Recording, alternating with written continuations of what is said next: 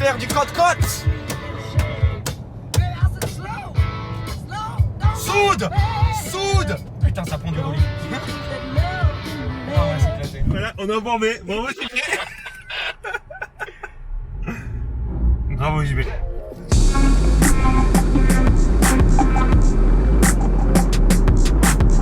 Bienvenue les amis dans cette vidéo un petit peu pirate. Vous allez voir pourquoi, entièrement tourné avec le iPhone et l'Osmo Pocket de DJI. On a emprunté quand même un petit plan ou deux à Ford.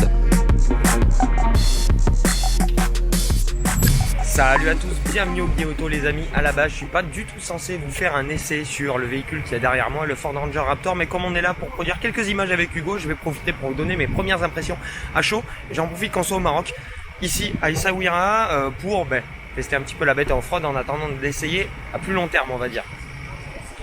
Un influenceur qui passe derrière. Salut les C'est parti les amis. Voilà, ça rien que ça influence. Donc voilà, Ford Ranger Raptor du côté d'Essaouira. Je vous emmène avec moi. C'est parti.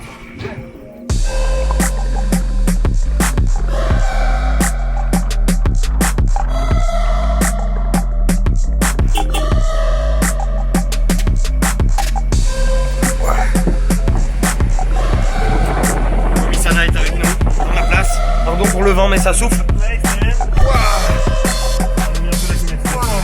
Allez, Il fait 36 degrés. il fait 38. Ouais, et ben voilà, on a chaud.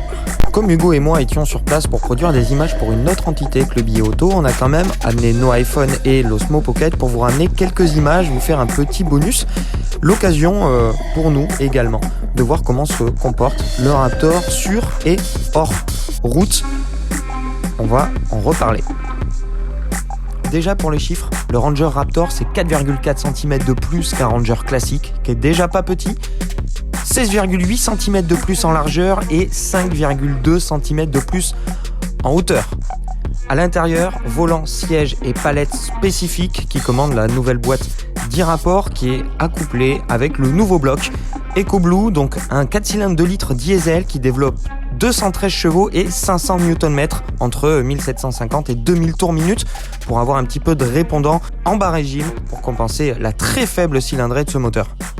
Une partie cycle ultra renforcée avec des amortisseurs Fox quasiment tout droit issus de son grand frère le F150 et quelque chose de très très solide qui peut tirer énormément et qui peut rouler très très fort dans les pistes mais sur la route. Malheureusement, le couple est mal desservi par une boîte, une véritable soupe de rapport, ce qui fait que le moteur est très rugueux, c'est pas super performant et ça prend pas mal de roulis avec les réglages volontairement tout terrain. En revanche, sur les pistes, vous allez voir que c'est un tout autre son de cloche.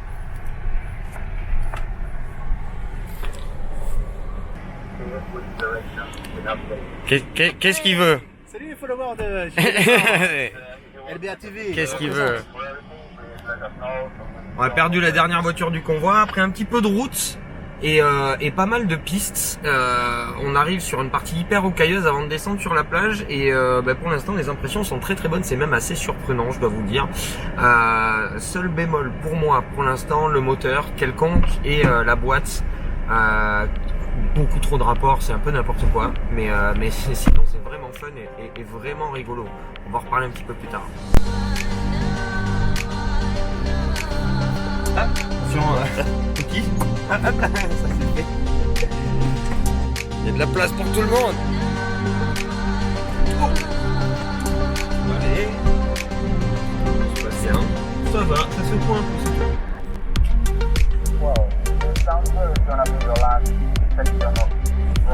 Oh, hop. Bon, revue de la situation. On est un tout petit peu embourbé dans le sable. Non, ça passe, parce que JB ne sait pas conduire. Sur 4x4.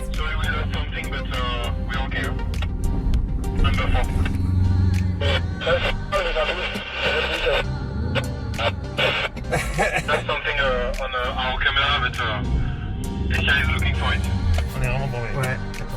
Et voilà, on est embourbé. Bravo JB. Bravo JB. On était vraiment embourbés, cependant c'est entièrement de ma faute, j'avais complètement oublié de passer la gamme courte. On l'a passé et on est sorti directement.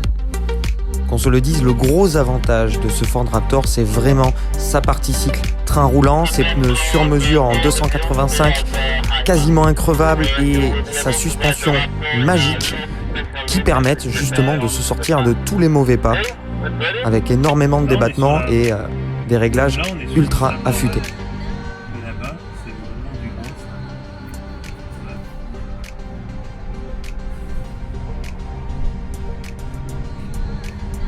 Voilà, attention, oh, là, il y avait un petit trou droit en fait. Ah, passe.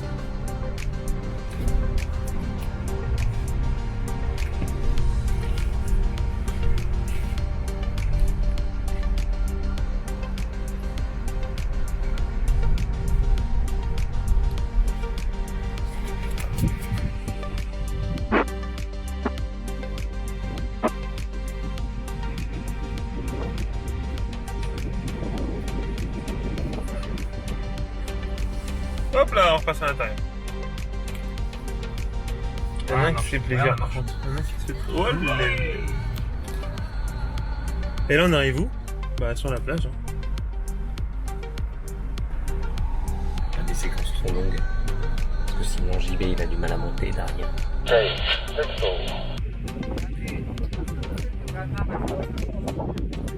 The journalist. He's there. Yeah, hello, tu fais follow us. Yeah. Beaucoup trop d'angle de volant, c'est sûr.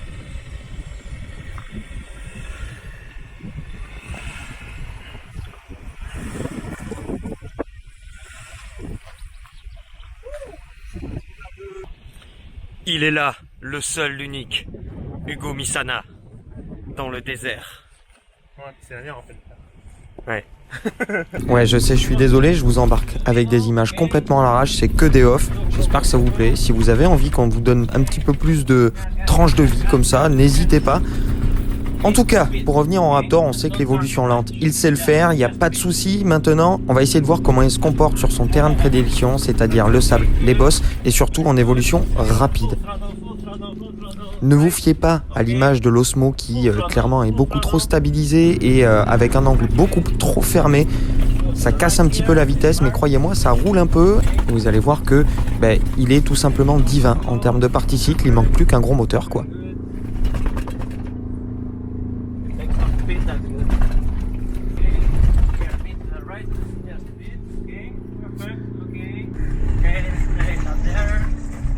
Seems that he's gonna crash something.